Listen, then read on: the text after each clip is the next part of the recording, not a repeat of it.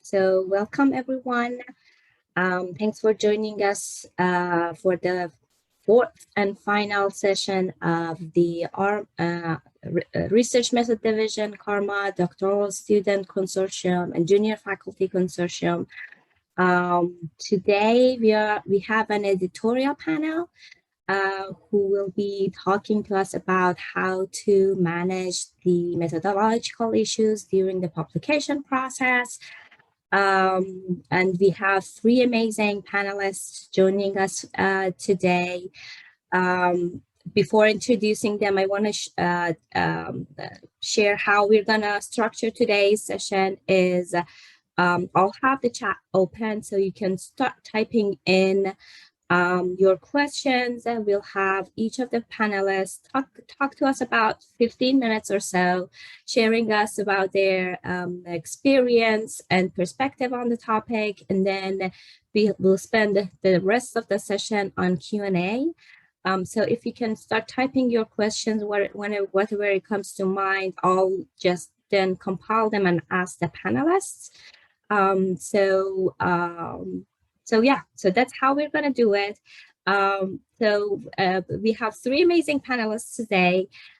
First up, we have Dr. Mina Begi, who is an assistant professor at the University of Southampton.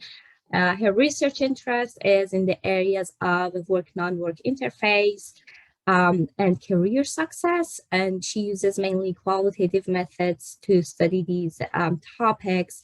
And she's currently the associate editor of Human Relation. Next, we have Dr. Seth Carnahan, who is the associate professor of strategy at Washington University in St. Louis. His research mainly focuses on how employees' beliefs, preferences, identities, and relationships affect organizational performance. He is currently the associate editor of Strategic Management Journal and Management Science. Finally, we have Dr. Lisa Lambert, who is the professor of management at Oklahoma State University. Her research focuses on employment relationship, leadership, psychological contracts, person-environment fit theory, and research method. She is the past chair of the RM division and is now the co-editor of Organizational Research Method. I just want to thank the three of you for taking the time today to join us and share your perspective and experience with us. I'm sure our participants will greatly benefit from the insight you bring today. So thank you for taking the time.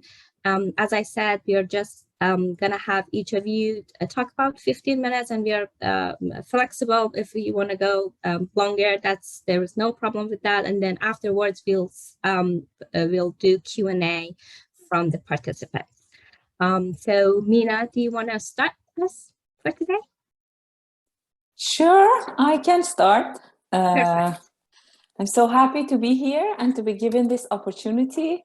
I have not prepared any slides because I thought it's only 15 minutes, and I just took note of a few things about methodology in qualitative research that might be helpful. The first thing that all of us know and still need to repeat it to ourselves when we conduct a research project is that qualitative research, each piece of qualitative research is unique on its own and has its own contingencies. When we design the study and when we implement it, when we are trying to write it up, we will not be able to follow pre-existing certain patterns to respond to our question, depending on our research question and depending on where our data is and where it takes us. We need to be flexible enough to move with it and also be confident enough to just get what we want from our data set. Most of the time when I act as an editor for a qualitative paper, I see that those who might not have had the experience of publishing qual work before think that they should follow a pattern. And when I go back to them and give feedback and say, and ask for questions about the process mainly, they would come back and say, we use that manuscript as a template, and then we followed that. But I think in a qualitative research, it is so important to tell the story of your research, and we know that each story is unique, has its own characters, has its own ups and downs. So, for example, I expect an author to just take my hand and walk me through the process, and just gives me a sense of how I would have felt had I been with the author through the process. So because each project is unique, obviously the way we report it would be unique as well.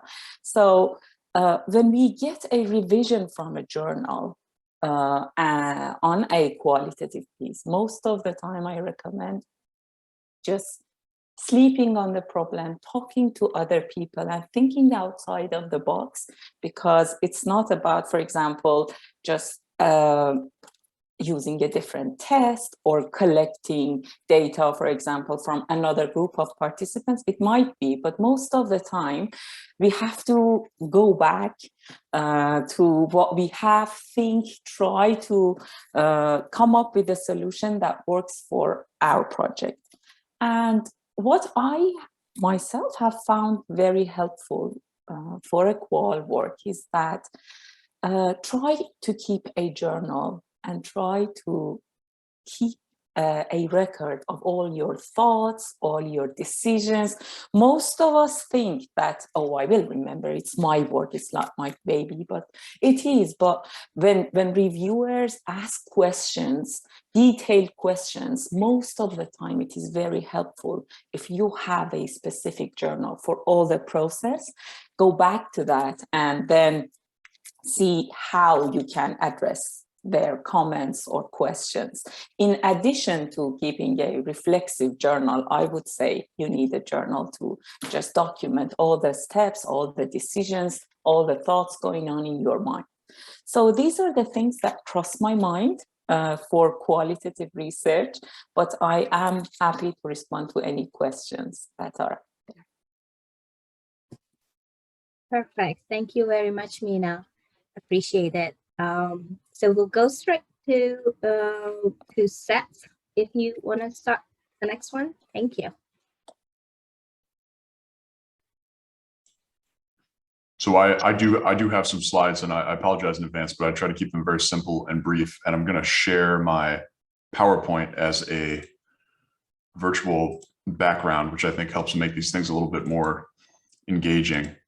This is something I learned from the Twitter community. So I want to emphasize the value of that community to folks who are on this call. I imagine many of you probably are on academic Twitter, but you learn tricks like this. So if you're interested in doing this, when you share your screen, you click on advanced at the top, and then there's like use PowerPoint as a virtual background. Okay, so thank you all very much for having me. I just want to give a little background about myself. Like Hoda said, I'm an AE at SMJ in Management Science in the Organizations Department right now. And in the past, I've been on the editorial boards of AMJ, AMR, and ASQ. And I'm a macro, I think, these terms, these categories are very fluid. But I'm a macro researcher. My PhD is in strategy. And the kind of work that I do and that I tend to get as an editor is stuff that's broadly comes from the influence of this book, mostly Harmless Econometrics, which Joshua Angrist won the Nobel Prize recently. And this is just kind of I think a Bible for a lot of graduate students. It came out in 2008. So that just gives you helps you situate what I'm going to say in terms of my background and my biases and things like that. So my quick tips for overcoming methodological hurdles in the publication process, again, kind of in this macro, empirical, quantitative research area. The first is don't overpromise your methods. The second is don't be afraid to educate your reviewers or reach out to your editors. And I'll elaborate on each of these a little bit here. So when I say don't overpromise your methods in the abstract or intro to your paper, we might all be kind of familiar with these memes, which I think really capture the essence well. I'm sure we've all read papers where the abstract makes it sound like it's a Nobel Prize winning piece of work. And then by the time you get to the end of the paper, you're like, oh my goodness, this is not delivering what I expected. So trying to avoid this kind of thing, I think is really key to avoiding issues in the publication process, because if you set expectations too high, then you're going to get a lot of questions about why you didn't deliver on what you promised. Whereas you can avoid a lot of those questions if you're just much more, I don't know if humble is the right word, but you're better at matching what you're doing to what you're selling in the front of the paper. And just for macro researchers, folks that are more micro or qualitative, at the bottom here, when I say instrument, I'm talking about instrumental variables where people will try to use one, like some kind of exogenous variation to help them make progress on making a causal claim around a endogenous variable. And this is something that's very common in macro research, where people will have like pretty poorly defended, poorly constructed instrumental variables, and to try to deal with methodological problems. And my sense is that the trend in the literature is to avoid these kinds of weaker methodological approaches to dealing with empirical issues, and just be more upfront about the strengths and weaknesses of your paper. And the way that I, just from editing and handling manuscripts, I tend to think papers get published because they have some core kernel that creates a contribution that will survive the review process. So for me, when I'm an editor and I'm evaluating a manuscript, I only want to give an R&R if I feel like there's something here that can survive getting beat up by reviewers and survive the revisions that the authors might make to the paper. And the papers that are easiest for me to handle as an editor is when the authors make that really, really clear to me what that kernel is, and they make the case for why it's important. And then they also say like what their paper is not able to do. And if you do that, I think you're much more likely to get an editor that will give you the reviewers that appreciate what you're doing. And also you're much more likely to kind of lower the temperature on your reviewers' expectations and get them on board with with the strengths of your paper. So this is a simplification here, and so that you can have novel theory. And when I say theory, I mean a novel argument or a novel question, novel data set. So oftentimes novel data sets could be something that allow you to measure a construct for the first time, measure a variable for the first time. Maybe it's in a novel setting where people haven't tested an existing theory before, or perhaps you have a novel identification strategy.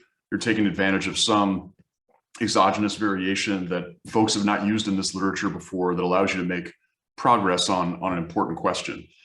And in my experience, it's impossible to have all three of these in the same paper, I think. And the issue is if you try to kind of frame your papers, if you have all three, that's when you wind up getting this big dragon in the front end that doesn't really amount to much in the back end of the paper. So in my opinion, you want to kind of know where you're at in these three overlapping circles, and then sell that sort of positioning of your paper very clearly to the editor and very clearly to the reader. So if you have a novel data set, but you don't have the ability to make a causal claim because you don't have a strong identification strategy, that is okay. You just want to be very clear about that and make the case for why your novel data set is important for the literature and should be published in the journal that you're submitting to. All right. Again, and then if I want to talk about disagreeing with your reviewers, you have to remember that your reviewers are very busy. And in my experience, this has gotten even worse during the pandemic. So now with the pandemic, I don't know about Mina and Lisa, but I find it extremely hard to find reviewers these days. Folks are more and more likely to be blocked off in the editing systems. They're much more likely to be handling multiple manuscripts or decline review requests. So people are very busy, and oftentimes they can make mistakes. I know that I've made mistakes as a reviewer, and I've been educated by authors when they've kind of told me like, yeah, you've made this point, but really it's not correct, and here's the reasons why. And so me as a junior scholar, I was very reluctant to engage with reviewers and tell them that they were wrong. And I'd wind up having these like review documents and these papers that are sort of Frankenstein documents that try to do everything that everybody says, and you wind up pleasing no one and minimizing the impact of your paper. So I recommend showing reviewers the results they want to see. If they're asking for a model, show it to them. And even if, say, it cuts against the story you're trying to tell in your paper, try to explain to the reviewer why perhaps the model that they are suggesting is misspecified, or how the model they're suggesting maybe is not the correct application of the method that they're talking about, something along these lines. If you think the reviewer is wrong, show them what they want to see, but then try to explain to them why they might be mistaken. And then finally, don't be afraid to reach out to your editor. Now, there are different norms here. I don't want to suggest that every editor would feel comfortable with this, but I think every editor would be okay if you have a very sharp, clear question about trying to interpret what the editor has said in their letter, or trying to interpret what a reviewer has said, or you have some like very big hinge point in your revision, and you don't know, you have a problem with clarity. You should, in my opinion, I think you have very little to lose by sending the editor a short email and saying, I have a quick question for you, a clarifying question. Would you mind if I, if I submitted this to you by email? I completely understand if you're not comfortable with this, that kind of thing. I think most of the time you'll get positive responses from editors. If the editor is giving you an R&R, it's more than likely they want to publish your paper, and it helps everybody if there's not issues around clarity. So I really suggest that that you do this. And you basically, the biggest thing I can say, send that first short email, and then if the editor says yes, I'm willing to engage, lower the expectations on the editor to be creative. The editor probably has tons of emails they're going through. They have teaching and their own papers and papers they're editing and things like that, and so they may not remember what your paper's about. So don't send a very long email. Try to be, edit your email carefully, and try to present options to the editor, such that when you're trying to clarify something, you said this, did you mean this, or did you mean this, or did you mean this? And let them kind of choose rather than having to think and solve problems. And with that, I'm all done. Thank you all very much, and thanks, Hoda, again for inviting me. And I'm looking forward to answering any questions folks might have. Great, thank you so much, Seth. Appreciate it. So Lisa, do you have slides or? I do have a few slides. I'm not as cool as Seth, so I can't put my little picture up at the bottom there. That was great, actually. It was. Definitely try it. Okay, so let me see. I'm going to share here so you can see what I see. Let me get that out of the way. Where are my slides? There we go. Okay. All right. So I'm going to do a short pitch for organizational research methods, but precede that by telling you a little bit about who I am as well. I'm currently with Tina Kohler. I'm the co-editor of ORM, it's a methods journal. Okay, and in a minute I'll tell you why that matters to you. But I'm also on the editorial review boards for AMJ, for JAP, for OBHDP, Journal of Business and Psychology, and Journal of Management. So I've read a lot of papers, okay, from a lot of different perspectives in a lot of different ways. And what I will talk about when I get to my last slide, which is the kind of points that I have hints for doing better, I will be drawing from all of that experience. Let me start by saying that basically I affirm everything that Mina and Seth said. Okay, we are divided into this micro macro qual thing, but if you abstract just a little bit, we're all talking about the same stuff. Okay, we're all looking for the same quality, the same characteristics in a good article. I just want to mention about ORM that it's a quantitative and qualitative work that get published in the journal. Tina handles the qual manuscripts, I handle the quant manuscripts, but it's also for micro people, for meso people, for macro people. We call it the organizational sciences. So you're talking strategy, OB, HR, IO Psych, OT, and anything that's related to that, that's the audience for ORM. But there are two purposes for ORM to keep in mind. Well, one is we're all going to have to keep learning, right? This is the key thing. You think when you're in a PhD program, oh, when I finally get done, I will know stuff and I will be okay. No, no, no. That's not the way it goes. We have to keep learning constantly, and we have to keep updating our own skill set. ORM's a nice way to do that, because try to structure each paper that comes out in a way that you can learn something, take it away, use it for research. But my other job is to try to convince you, think about methods papers for your own work. Because as you work on a dissertation, as you work on any paper, you need to become an expert in that topic.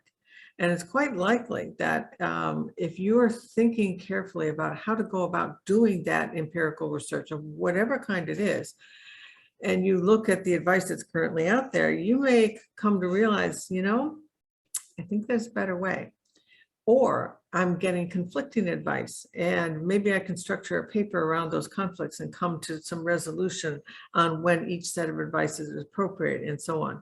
So start to think not just about doing methods, but think about what's behind the methods that you choose, and what will make for a stronger paper, and see if you can turn that into a methods paper. Okay. I think that if you're doing your work seriously, it's possible that you will, in your career, find one or more opportunities to be able to write a methods paper along the way. Okay. So the aims and scope of RM, this is on the webpage, it's pretty clear. I've included this here for those of you who I'm hoping already know you want to write methods papers, which is great. Okay, so there's a variety of kinds of papers that we're willing to accept. It's not just new statistics and new methods. That's something we want, but refinements, looking at that conflicting sets of advice, like I mentioned, introducing techniques from other fields. Sometimes we'll take measurement validation studies, particularly if there's a new approach to the measurement validation process. And sometimes we'll even take tutorials on topics where it would be helpful for the rest of the people in our field to know. All right, so acceptance rate, impact factor, moving on to the good stuff that you're here for. Okay, so I would say that the single biggest problem I see in manuscripts is a lack of correspondence between what the hypotheses state, what the data design is actually capable of doing, what kind of data you can get from your design, and the analysis that you subject the data to. It's the most common problem I see. Now, Mina talked about the idea of a story in your paper. Every story has a paper, okay? Every story, even if it's really heavy on the stats and so forth, there's a story there. Every single thing that you say in the front end, that you say in the plan of analysis, that you say in the results, all of that needs to link to creating a story that reviewers and ultimately readers find compelling and say, okay, I was thinking about that problem, but you just addressed it in that paragraph. All right, I was thinking about, oh, you got that one too, okay. But what about, all right, you measured that stuff as well and included it in your model, okay. So put together a complete story and make sure that they align, all right. So for example, when we write hypotheses, we're supposed to include control variables in those hypotheses. Okay, so if you include them in your analysis, they should be mentioned in your hypotheses. And then you should make it clear when you're discussing those results that your results are also dependent on those other variables that you included as controls. If you're talking about a model where X has an arrow to M, which has an arrow to Y, you're talking inherently about a process over time, a longitudinal causal process. How much time? Does that take a couple of weeks? Does it take a couple of seconds? Does it play out over years?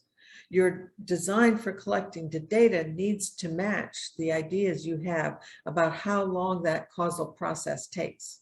So I should see that in the design of your data. I should see that in your analysis. So if you really think it does take a full year for socialization processes to occur, I don't want to see a measurement at time 0 when they're hired and at time 2 months in, okay, and then time 6 is the third measurement, because that's not consistent with the theoretical logic you used at the beginning. So there's all kinds of ways where you can mess up this correspondence, but you need to look at your own work from multiple eyes and make sure that those things really fit together. Another common mistake I see is hiding the weak parts. All right. Reviewers, editors, we all know their weak parts. We know that every paper is strong on some things, weak on some other things. We're judging the whole package. And if you try to hide things, now you're going to make reviewers mad. You don't want mad reviewers reading your paper. You want reviewers on your side. So explain what you have done. Explain it clearly. Don't try to hope that nobody notices. Okay, you're talking to people who have some more years under their belt than you do, so they're likely to say, no, there's something here that you didn't tell me that I need to know. So be upfront about it. One thing that I've heard Herman McGinnis say when I was a PhD student was, if you analyzed your data wrong, methods people are happy to tell you how to analyze it right. You can analyze it again. All right. The problem is if you collected the wrong data. Okay. So most of your focus needs to be on collecting the right kind of data in the right kind of way, because then you have options for how you want to analyze it. So don't hide. I'm seeing recently a lot of weird stuff going on in assessing construct validity. So we need to assess the validity of our measures before we go on to talk about relationships between measures.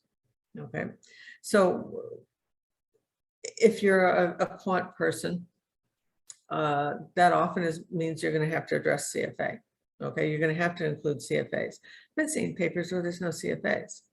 Now, sometimes there are reasons for that, but the authors don't speak of them. For example, they're doing an experience sampling study and they have 85 people, but they measured them once a week for 2 weeks. Now that's a big total data set, okay, of within person measures. The between person measures are pretty short, but we still have to know about your measures.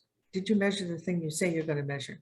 And that's true for qual, quant, micro, anything, okay? We have to know that you're measuring the right thing.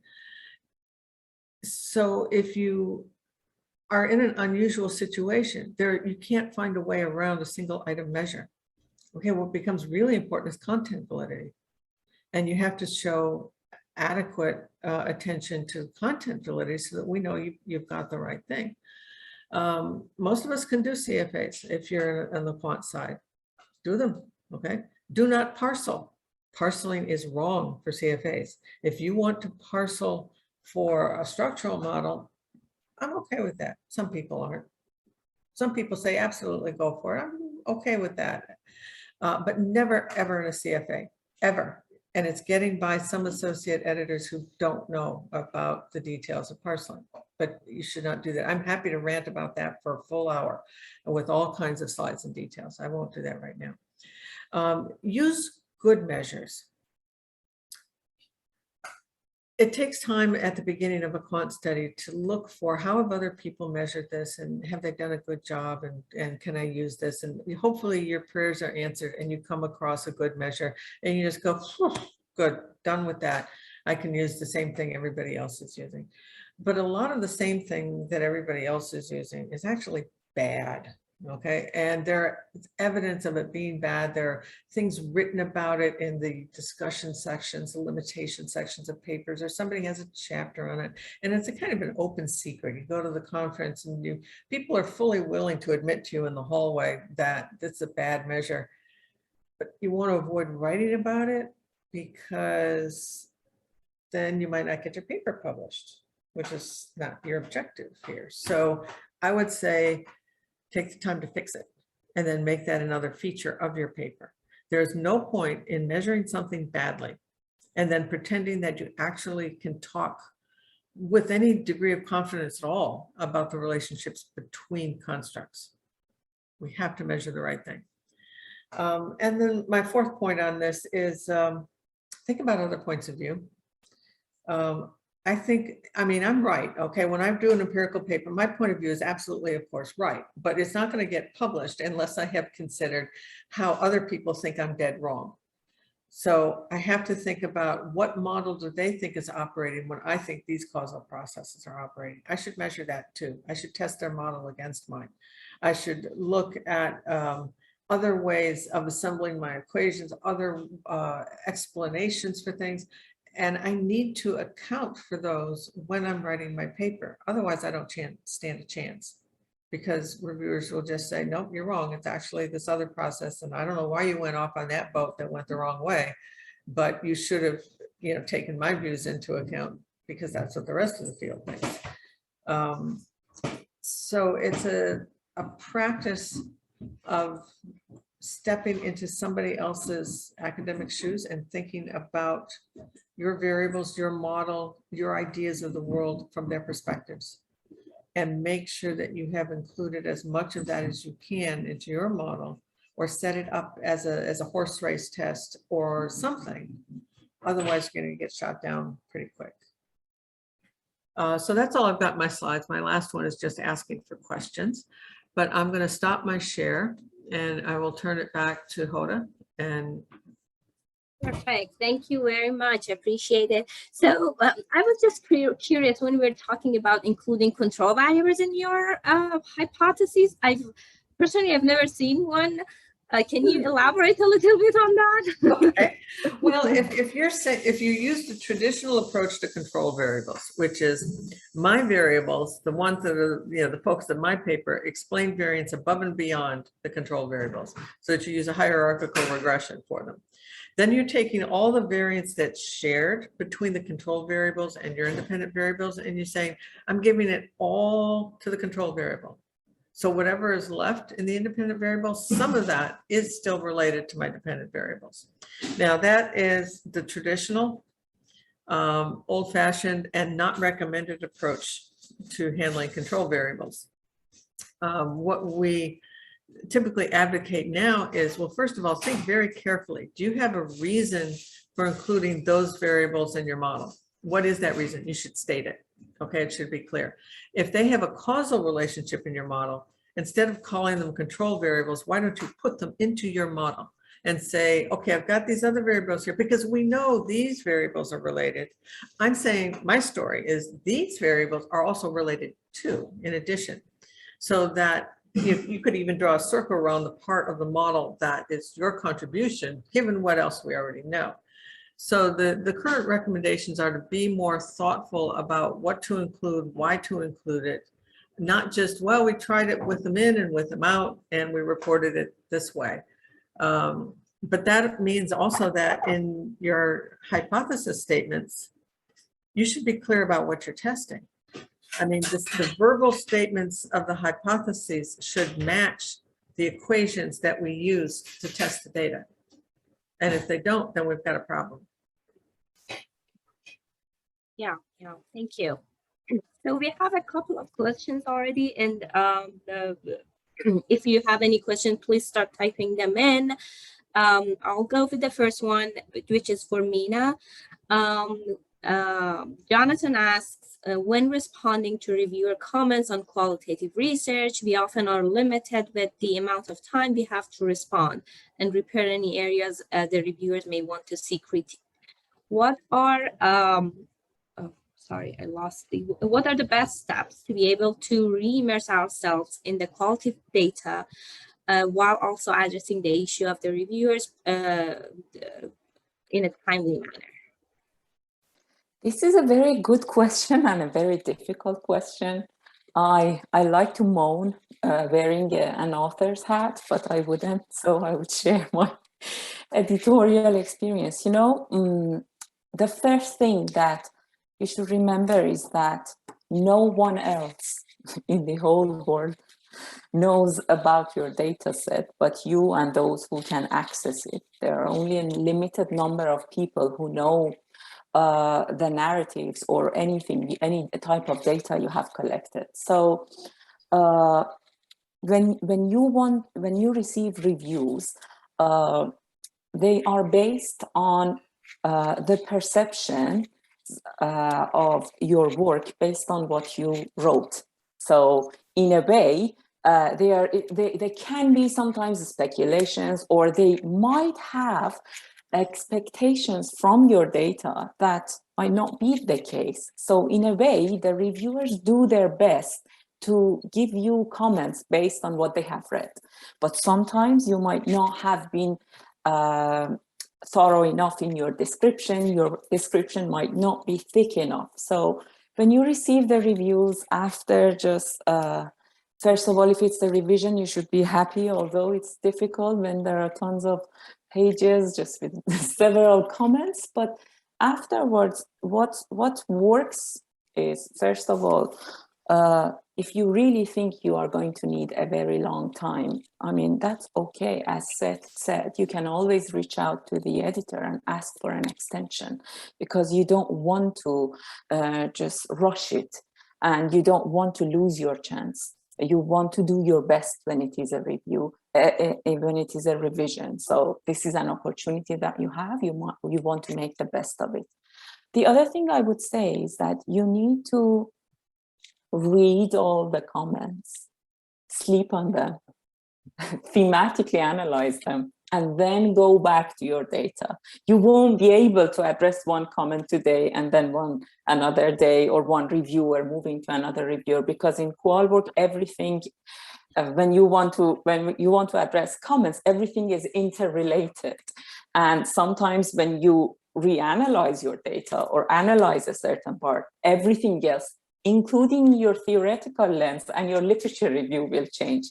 So you need to make sure you are making the right decision.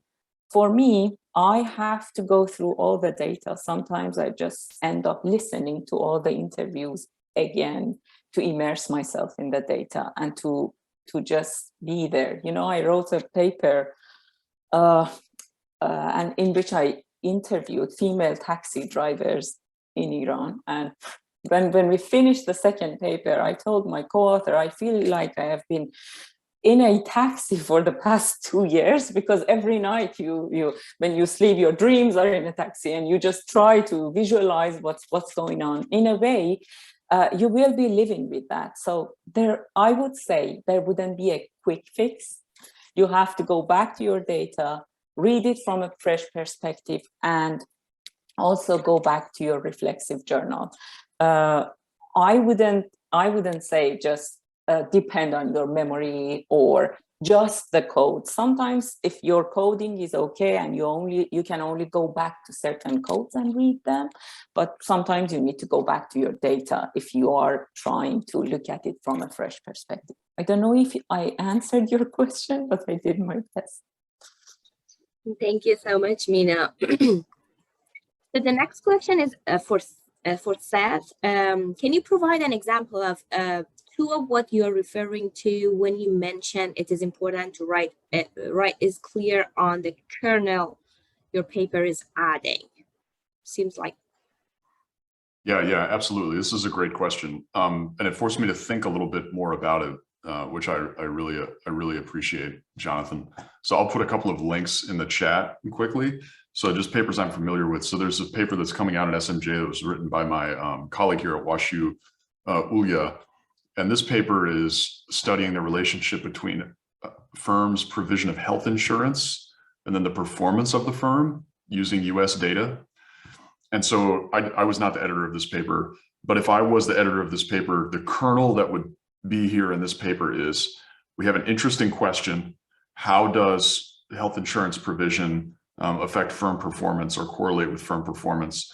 And then we have a data set that can actually, what's the right word? Theoretically or in theory could answer this question, or at least shed light on this question. There's enough, the data are high enough quality and comprehensive enough that we can actually say something at the end of the day. Even if we can't get to the causal relationship of firm provision of health insurance and firm performance, we can add some kind of interesting evidence to the debate. It's a novel data set, I believe, that Ulya got access to through maybe like Intuit or something, QuickBooks, some small business data set where she can observe whether the firm provides health insurance and the firm's performance, which is super difficult to do with US data. Another example is a paper in AMJ that I'm familiar with by Russ Koff and Joe Raffi. And this paper came out a while ago, and it contributes to this debate about the implications of firm-specific skills and firm-specific human capital for firm performance. And the kernel of this paper is that they have a survey question from Korea. I believe I might be misremembering this a little bit, so I apologize if I've got this a little bit wrong. My memory is that they have a survey question from Korea that asks workers both how they perceive the fungibility of the skills that they have. Like, do you think the skills you possess would be applicable in other organizations? Then they also ask the workers things like, how satisfied are you with your job? And these two questions are really interesting to the audience that Joe and Russ are writing to, but they've never been studied empirically before. So it's something where, like, the correlation of that question about firm-specific skills, its correlation with other aspects of employees' perceptions about their jobs, that is interesting enough and novel enough that the evidence they provide, no matter what kinds of questions reviewers have, should be able to contribute something to the literature. So it's something that's the kind of interesting match between question and data that you think can survive the review process, and it makes you more likely to give an R&R. Of course, it's always possible that things could break down. Maybe the reviewers would point out, I don't know, that the survey is poorly constructed, or there's common methods bias that make it difficult to ascertain what's going on. You can always have those kinds of questions, but when you have that kind of kernel of something that's interesting and a data set that can shed some light on it, you're more likely to give an R&R. Thank you so much, Seth. So the next question is for Lisa. Frederick asks, what is the best part of the manuscript to address how alternative methodological or conceptual perspectives are inferior, at the very end or in the method section when you're presenting your own?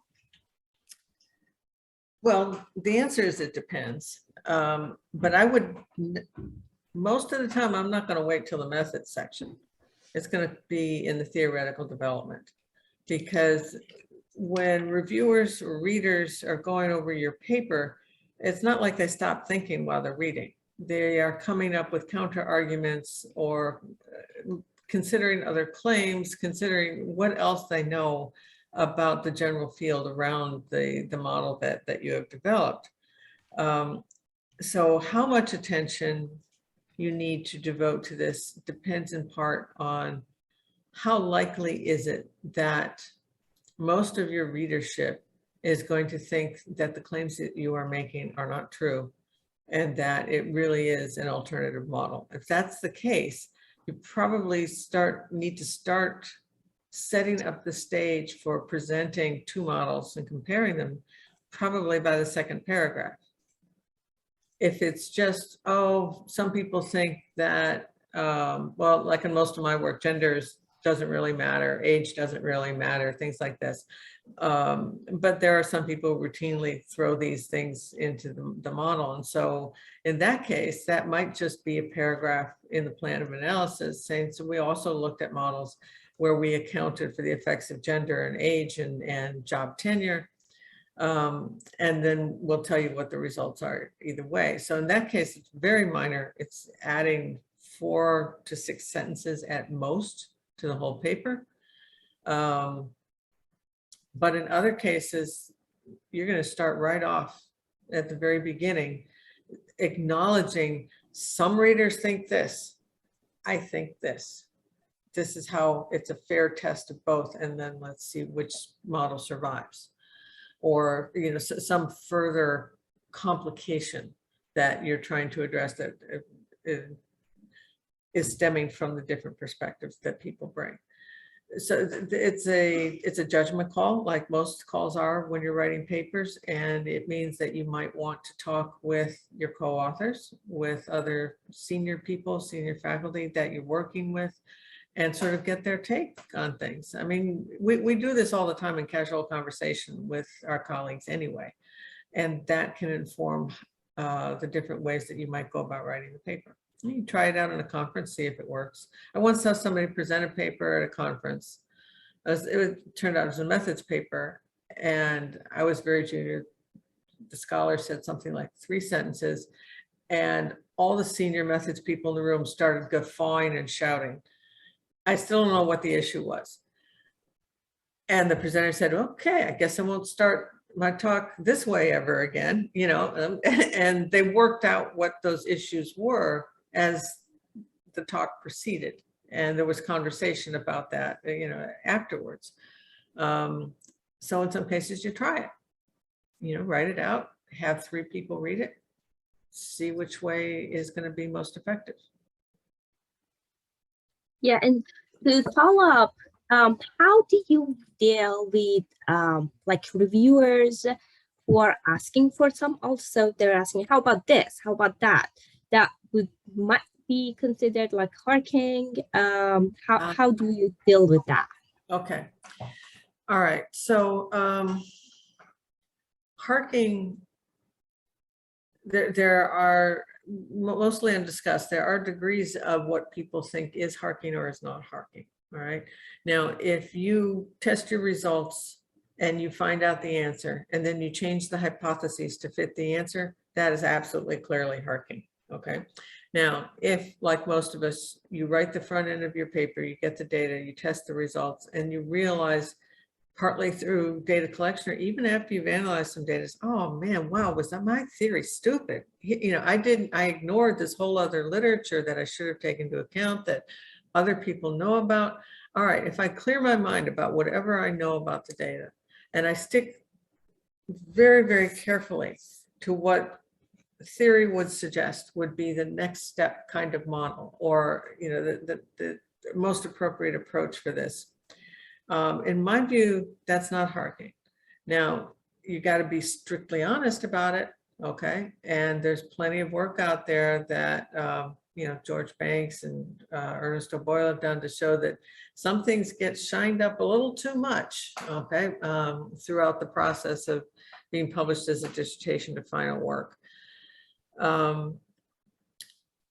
But you, as you continue to work, you still continue to develop your theoretical ideas. Okay, so I think that's legitimately fine. Now, when reviewers ask you to change things, why are the reviewers asking you to change things? Well, there could be any number of reasons. There could be you innocently neglected some stuff that the reviewers and other people know that you should have taken into account. Hopefully, you have the data to be able to test that approach.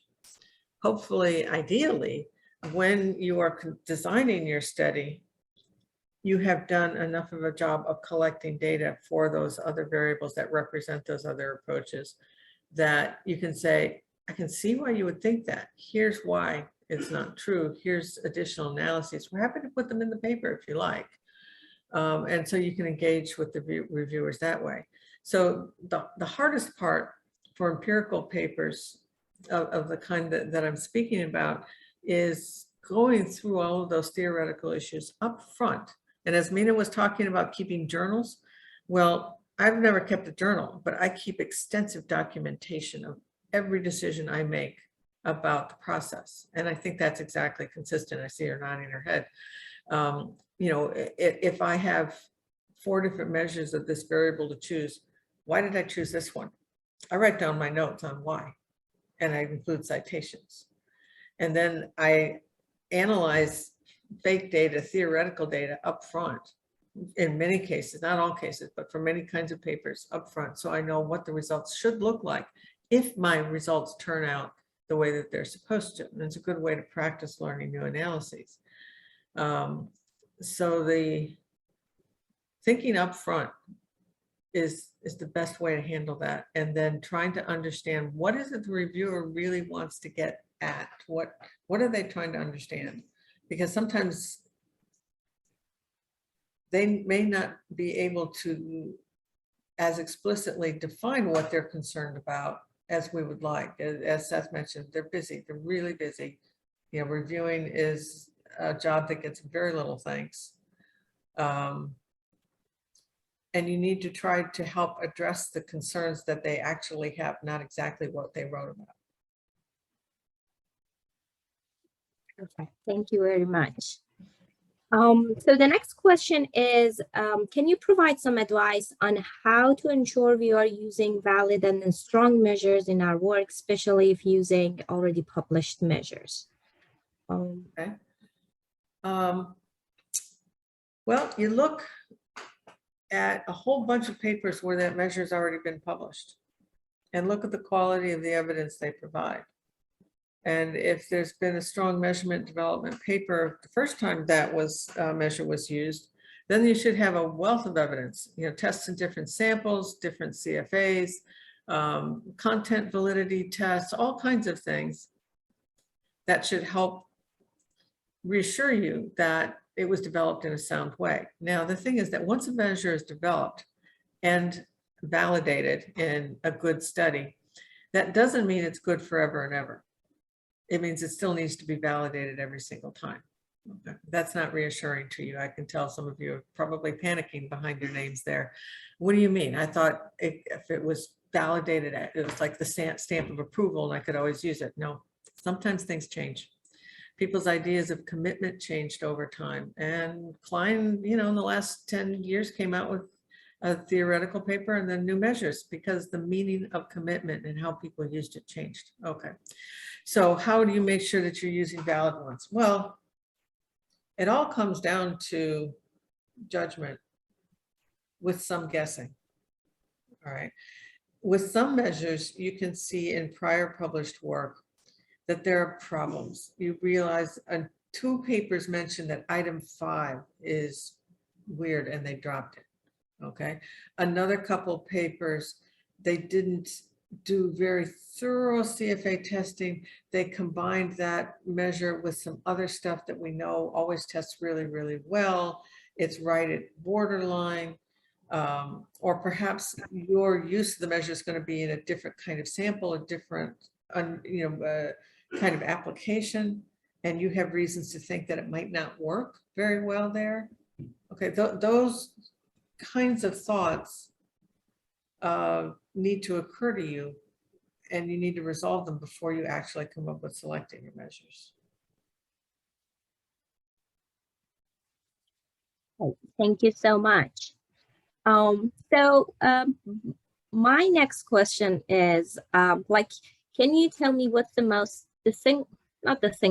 one of the most common mistakes do you see the authors make during the review process that, you're like, okay, this could have been like a good paper to publish, but now it's going to be rejected?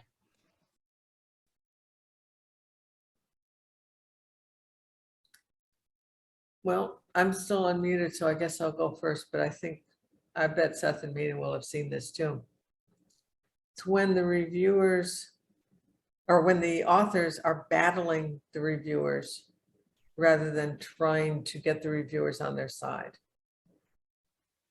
So it feels like a battle sometimes. It sometimes feels really pitched, but what you want to try to do is to accept that if these reviewers actually saw these problems in my paper, then A, either the problems are really there, or B, my writing was not good enough to show them why that's not a problem.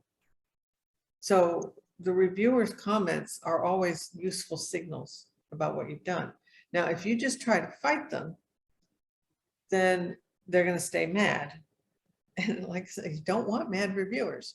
Now, that doesn't mean, as Seth said, that you can't change their minds. I've done this plenty of times.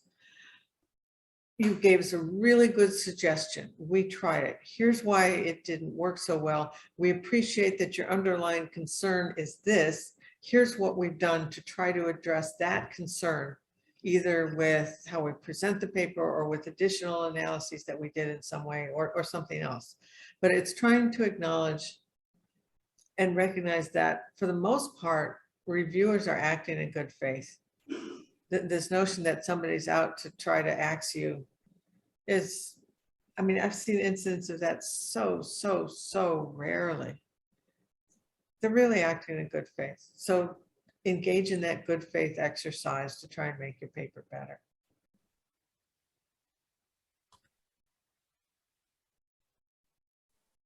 I would say if we try to be emotionally intelligent when we respond to the reviewers, and remember that first, they are human beings. They are authors themselves who get rejections as well. They have devoted most of the time, their time for free to review our paper and read our work. Not many people are willing to do that. And then they took the time to give us comments. As Lisa just said, some of those comments make sense. Some of them might not make sense to us because probably we did not send the message as clearly as we could have. So if we are emotionally intelligent, we will realize that, okay, either we need to fix it because they're just telling us the truth, or we need to show them that this is not the case in a very nice, thankful way. So most of the time, some of the authors forget that when an associate editor asks for a revision, actually they like the paper and they are all supporting you get to the next stage. So instead of getting angry or rushing, just try to engage in a healthy conversation. And I think all the reviewers like your work to be published and to be published when it is in its own best version. So if you have this mindset, I think probably it will help a lot. Yeah, I think that's a fine line to finding the balance between whether this review, to do what the reviewer asks versus saying that, no, this is not correct. Like finding that balance might be a challenge sometimes. Is it really what they are saying is true, or do you need to actually educate? So that's sometimes it's a balance as well. Yeah, and I think something like a way to help yourself find that balance is by reaching out to colleagues who are not co-authors on the paper and trying to get outside perspectives. I think that helps a lot. And it doesn't matter if the person that you get their opinion, like whether they're an expert in a particular methodology or something. Of course, it's better to have that kind of expertise, but just trying to help, kind of similar to what something Lisa said. Lisa said, like, sometimes authors will focus more on what the reviewer is saying and kind of miss what the reviewer is actually trying to say. Sometimes reviewers are pretty inarticulate. And so getting someone to help you read through comments that you're having trouble understanding or that you think are difficult to respond to can help you get to that deeper meaning of what the reviewer is trying to say. And that may help you kind of walk this fine line between disagreeing with the reviewer, but also making the paper better. Yeah, sounds good. Thank you so much. So if anyone has any additional questions, please put them in the chat box. I wanted to also get your thoughts on publishing insignificant results, like how the journals you're working with deal with those. Do you have any recommendation for authors? In my case, because I have to talk about qual work, it's very different because it's due to the nature of qual work. What I see happen is that sometimes we expect something to be the case, which is not in a certain study. And of course, transparency helps a lot. And I've seen a paper in which everybody expected something, all the reviewers, because prior research had showed it, but this one hasn't. I mean, this was not the case in this study, and the authors handled it very well, but providing contextualized information to rationalize why this is not the case. So this is how it goes in qual work because of its nature. Yeah. I think that when you have data that doesn't support your hypotheses or is non-significant or is opposite to your hypotheses in some way, that's an opportunity. What it can suggest is that theory was somehow inapplicable, inappropriate, not fully developed enough to account for whatever you were capturing within the data set that you had. If you intend to publish non-significant results, like you start out from the beginning saying everybody else thinks this relationship is true and I'm going to show it's not, you essentially have to have several perfect studies and show that the results are not there and account for why everybody is finding results. Okay, so that could be really cool, really interesting. If the results can be understood, if they're different because they can be understood as you're testing in a distinctly different kind of environment with the presence or absence of some other variable that made that clear. If you can identify what that is and then be explicit about including it in the next study and show, look, now that I have this moderator, or now that I'm testing in a context that is absent some of the things that have been present in every other time people tested it. Again, you're showing opportunities for theory to either be extended or to be bounded because you have discovered something else. So it can be an opportunity for theory development. Now, sometimes it just happens that stuff that you know absolutely should be there just isn't. And it was, for some reason, a rather limited data collection. You were constrained by various factors to make your data collection as short, as small as possible. That's more challenging. Okay, so why? I've seen that happen when there's too much measurement error. Okay, when the CFAs just show that the measures were not strong enough, and so there's too much overlap, there's nothing clean, and there's too much error. A colleague once told me about that happening when they collected data from a sample where English was not the first language, so they had it translated. So maybe something went totally off in a translation in some way, or maybe there was something about that environment where they collected the data, because they went by hand to the place and had the people take it.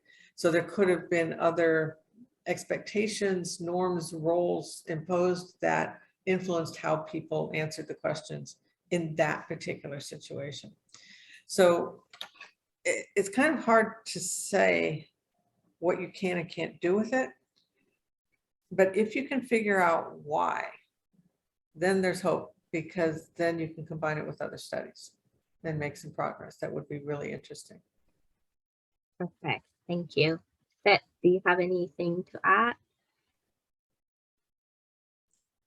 Yeah, I would briefly say, especially using secondary data, kind of large sample secondary data studies to publish null results, I think is pretty challenging. I think the main thing you need to have probably two characteristics of a paper for it to be possible to publish null results.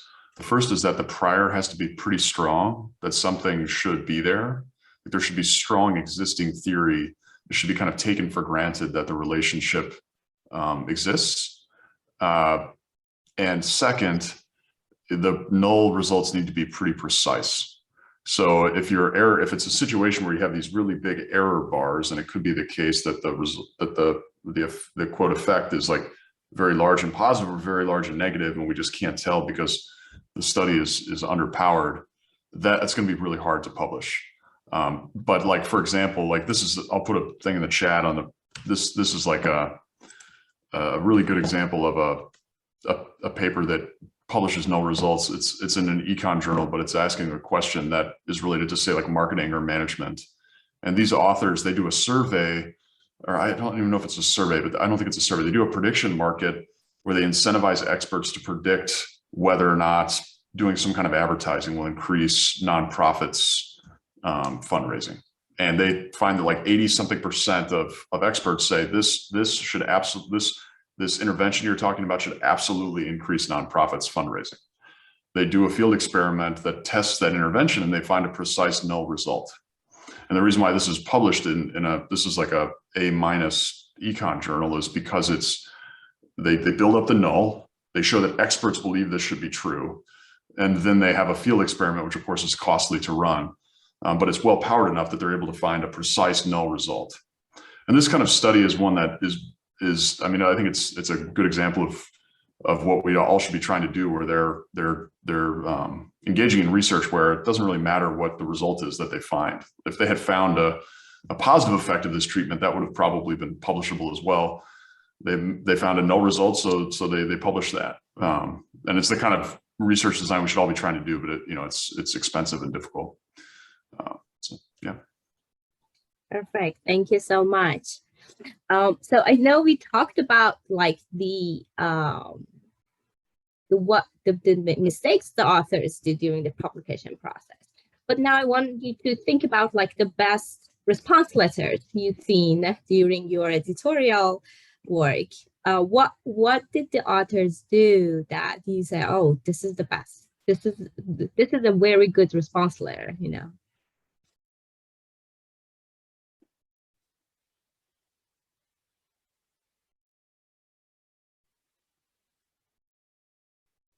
I'll quickly say, I think for me, it's the authors. You have an executive summary at the top where you hit like 3 or 4 main points that you have really taken to heart and the changes you've made in the paper. So like a maximum 1-page summary of what you've done. And then the response letter is the responses are very on point, and they're directly addressing the questions that the editor or the reviewers are asking. And they're clear, they're showing results that are being asked to be shown. They're demonstrating through their response that they're understanding and engaging with the comments, rather than just kind of like copying and pasting text from the paper, or providing a rambling response that's just kind of dodging the issue and not really engaging with the substantive critique. And that's a good example where like I would rather see an author demonstrate that they understand and disagree with the reviewer than have this kind of fuzzy middle ground where they just kind of ramble instead of addressing the substantive point. Because if the author is able to disagree and kind of explain why they disagree and be cogent about it, then I think there's an opportunity for additional revisions where we can kind of get to a conclusion. Whereas if the author is just kind of dodging the question, then I'm questioning, well, maybe their competence, or they have like, maybe there's some problem with their study that they're trying to avoid. So I think summary, address the question substantively, and don't hide results that are asked for. Perfect. Thank you. Once I remember seeing a paper that had some really good stuff in it, but had a confusing introduction that targeted only a small sliver of the potential audience, which meant that most people wouldn't even realize the paper was relevant to them. And the authors took the reviewer's advice and actually did a good job of completely rewriting like the first 5 pages in order to make the points clearly and cleanly. Particularly when we first start out writing, we often try to write in a way that sounds intelligent and that sounds kind of fancy and like it's supposed to in academic writing. And that is often not a good approach to take, because then it means we are writing a fair bit of gibberish rather than just making the clean and simple statements about the ideas that we're playing with.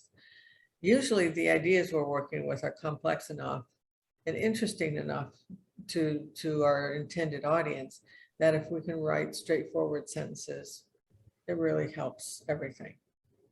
And so seeing authors take the reviewer's comments to heart and actually do not a papered over change, but a substantive change in the first section of their paper. That was good. You know, I agree with what Seth and Lisa said. I mean, but one interesting example I saw was that there was once among the 3 reviewers, one reviewer whose comments could be interpreted differently in multiple ways. And noticing that, I made it indirectly clear in my decision letter that you are going, I mean, this might be the way to move forward. But the authors did a very interesting job of trying to be very respectful by coming up with 3 scenarios, you know. They said, if you mean this, then this is the response. If you mean this. So 3 different scenarios and and the reviewers loved it. So what I saw there was creativity, and at the same time, just they got what they wanted because I had given them the clue where to go, but still they made an effort, and I think it was valuable. Perfect. Yeah, those hints from the AEs always help. All right. So if you have any additional questions, please put them in the chat. I don't see any new ones. So at the end, I just want to see if you have any final recommendation for our participants, our new PhD students and junior faculty. Just a final thought that you could share. First, I'd like to say hi to Larry, who might want to. Oh, hi, Larry. Hey, how you doing? Thanks. I just jumped back in, kind of been scrambling this morning. I just want to say congratulations, Hoda, on another successful version of the RMD Karma Doctoral Student Junior Faculty Consortium. It's a real pleasure for Karma to be involved in supporting this. And make sure, if you haven't visited the Karma website, to visit our website and learn more about our program. And wish you the best for the summer. And please stop by to visit us at our booth at the Academy of Management. And Lisa, thanks for all that you do with Karma. And that's all. So just, and everybody have a great holiday weekend. Thank you so much, Larry, for partnering with the division to organize this. We really appreciate the support. Yep, and special shout out of thanks to Ezgi for all of her help along the way. Thank you, Ezgi. See ya. Enjoy. Thank you. All right. So if we don't have any questions, I just wanted to see if you have any final thoughts that you wanted to share, and then we'll go for, start the weekend, I guess.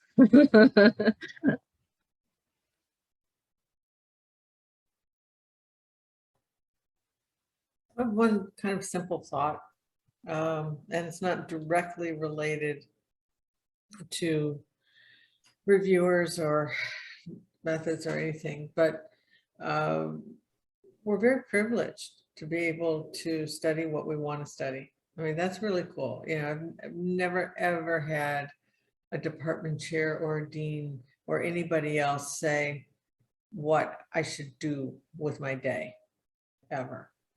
And that's fabulous. It also means that we have an ethical obligation, a moral obligation to do our jobs well. I know that, part of my funding comes from state government, from the federal government. That means I'm entrusted to use my time wisely and to actually in some way try to contribute to the body of knowledge as best as I can. So I consider it a real privilege to be able to do that and to have these kind of actions and to be able to decide where to put my attention. So I just sort of wanted to pass that along. If you're doing this because it's fun, because you love it, because it's challenging, because you can't think of anything else that would satisfy you as much as doing this kind of work, you're in the right spot. There's not much glory in what we do, and nobody's going to do anything like that for us. So if you're doing it because you really want to, then I say, welcome. Let's all do this together.